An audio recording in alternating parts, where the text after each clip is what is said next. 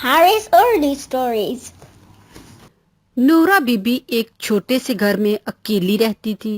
उसने घर में गाय और मुर्गियां पाल रखी थी। वो खालिस दूध और अंडे महंगे दामों बेचती।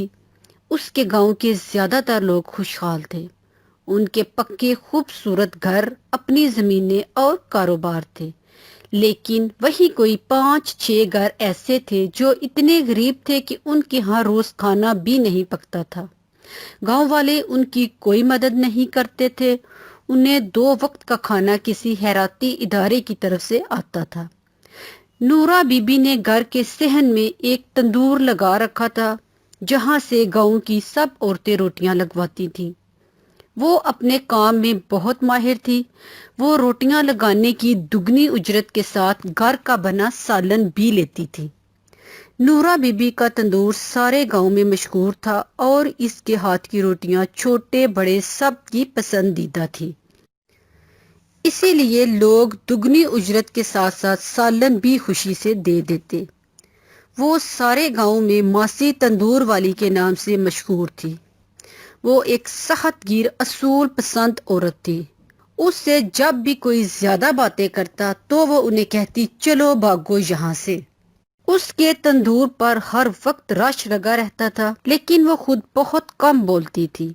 एक दिन गांव की औरतों ने सोचा कि मासी तो घर में अकेली रहती है, फिर ये इतना सालन कहाँ जाता है और दुगनी उजरत के पैसे, महंगे दूध और अंडों के पैसे कहाँ खर्च करती है, क्योंकि मासी ने हमेशा 1-2 जोड़े रखे हुए थे जिन्हें वो इस्तेमाल करती थी। इन औरतों में ये तजस्सुस बढ़ता गया। एक दिन उन्होंने मासी तंदूर वाली से पूछा कि आपके रोज इतना सालन इकट्ठा होता है, वो क्या करती हैं? तो मासी उन्हें कहती, मैं खुद सारा सालन खाती हूँ, चलो भागो यहाँ से। वो इससे आगे कोई और बात नहीं करना चाहती थी। बात मजाक में चलती चलती इस हद तक चली गई कि कुछ लोग मासी को डायन समझने लग गए, जो मेहनत भी मुसलसल करती है और इतना ज्यादा सालन खा जाती थी। एक दिन एक औरत ने कहा, क्या आपको पता है लोग आपके बारे में क्या कहते हैं? तो मासी ने कहा, हाँ, वो जो कहते हैं वो सच है। अब तो सबको यकीन हो गया कि मासी वाकई एक डायन है। एक दिन तंदूर के पास खड़ी किसी औरत का सोने का हार तंदूर में गिर गया और उस औरत को पता ना चला।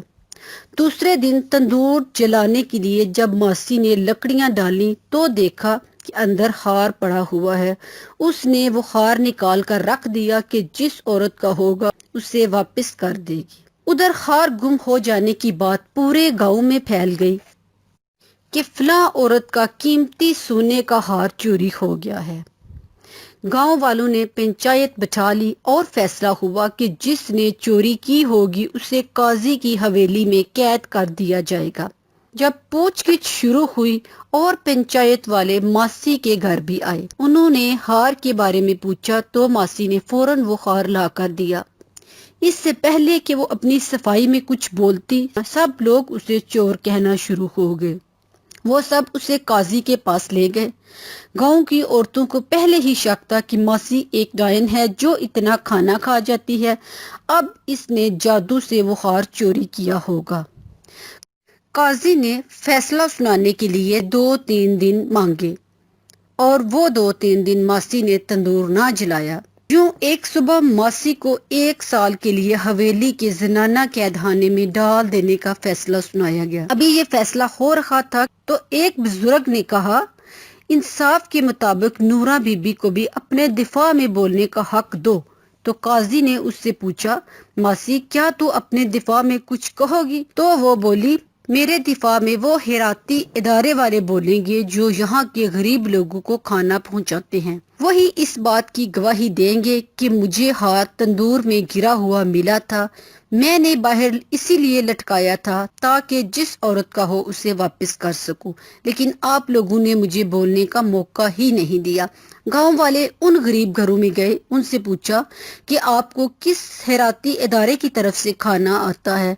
तो उन्होंने कहा, हमें इसका नहीं पता, बल्कि अब तो 2-3 दिन से खाना नहीं आ रहा। जब उस इदारे का कहीं से पता ना चला तो अब गांव वालों को भी शक हो गया कि کوئی اور بھی ماسی کے ساتھ ملا ہوا ہے اور پنچایت کے ڈر سے انہوں نے بھی غریب گھروں میں کھانا پہنچانا روک دیا ہے۔ انہوں نے ماسی سے پوچھا کیا تم اس ادارے کی کسی شخص کو جانتی ہو جو تمہاری گواہی دے، کیونکہ ہمیں کوئی ادارہ نظر نہیں آیا۔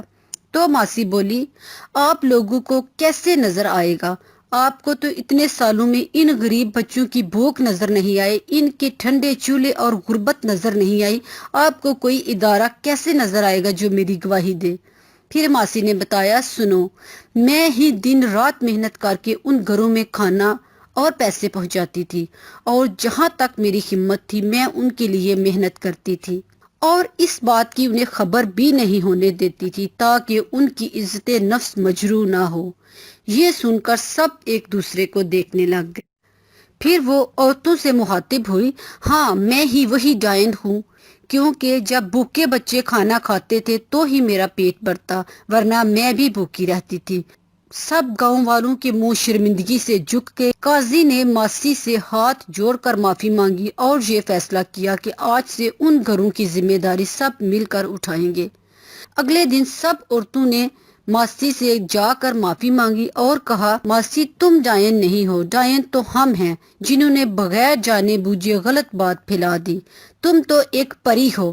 ماسی نے انہیں پیار بھری ڈانٹ پلائی اور کہا چلو بھاگو یہاں سے، اور یوں پھر سے ماسی کے تندور پر وہی رونق شروع ہو گئی۔